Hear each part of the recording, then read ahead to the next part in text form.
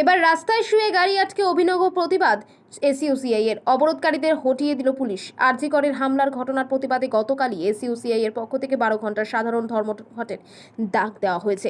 আজ সকাল 8টা থেকে পূর্ব মেদিনীপুর কোলাঘাটের অন্তর্গত দেউলিয়া বাজার 16 নম্বর জাতীয় সড়কে এসইউসিআই এর পক্ষ থেকে বিক্ষোভ এবং অবরোধ শুরু হয়। 30 মিনিট অবরোধ থাকে। ব্যস্ততম 16 নম্বর জাতীয় সড়ক। অবরোধের জেরে ব্যাপক যানজটের সৃষ্টি হয়। এরপর কোলাঘাট হাইওয়ে ট্রাফিক পুলিশের তৎপরতায় অবরোধকারীদের হটিয়ে দেয়। তবে এই এলাকায় চলছে বিক্ষোভ মিছিল। 8:30টাতে এই প্রতীকী অবরোধের কর্মসূচি তুলে নিচ্ছি। আপনাদের কাছে আবেদন, আপনারা এলাকায় এলাকায় গিয়ে এই ধর্মঘট 8 ঘন্টা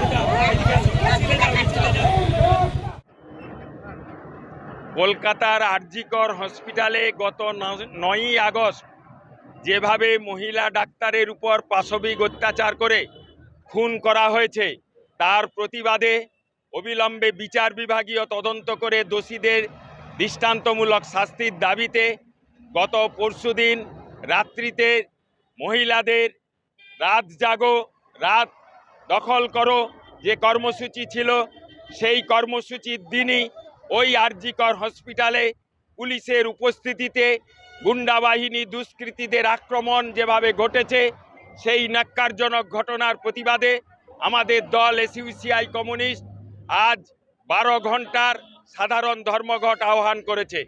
সেই ধর্মঘটের পরিপ্রেক্ষিতে আমরা 6 নম্বর জাতীয় সড়কে 8টা থেকে 8:30 পর্যন্ত প্রতীকী পথ অবরোধের কর্মসূচি পালন করেছি।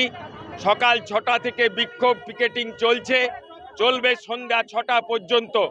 এত সত্ত্বেও যদি রাজ্য সরকার আমাদের এই দাবিগুলি মেনে না নেয়, তাহলে আমরা আন্দোলন আরও তীব্রতর করব। নারায়ণ চন্দ্র নায়ক, সম্পাদক মণ্ডলীর সদস্য, এসইউসিআই কমিউনিস্ট, পূর্ব মেদিনীপুর জেলা কমিটি। বিক্ষোভ তো কিভাবে হবে? বিক্ষোভ তো রাস্তার উপরে, রাস্তা আটকে জনসাধারণের বিবেককে জাগ্রত করতে হবে। পুলিশ এসে জোর-জুলুম করছিল বলে বিক্ষোভকারীরা শুয়ে বিক্ষোভ প্রদর্শন করেছে। এটাই গণতান্ত্রিক আন্দোলনের একটা রীতি, তাতে সমস্যা তো কিছু নেই। আমরা 8 ঘন্টা প্রতীক পথ অবরোধ করেছি, তারপরে আমরা সেই পথ অবরোধ প্রত্যাহার করে নিয়েছি। আমরা এখন পিকেটিং করছি। তবে আমরা এই দিনটিকে পালন করছি। আপনারা সবাই জানেন কি ঘটনার পরিপ্রেক্ষিতে আজকের এই সাধারণ ধর্মঘটে সর্বস্তরের জনসাধারণ যেভাবে সামিল হয়েছে, আমরা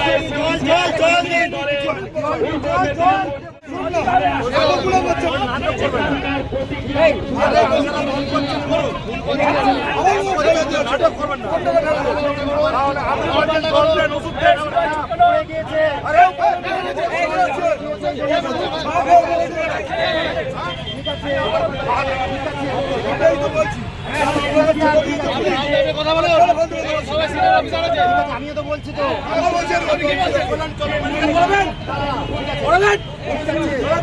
দাদাগিরি করতে। ঠিক আছে, আমি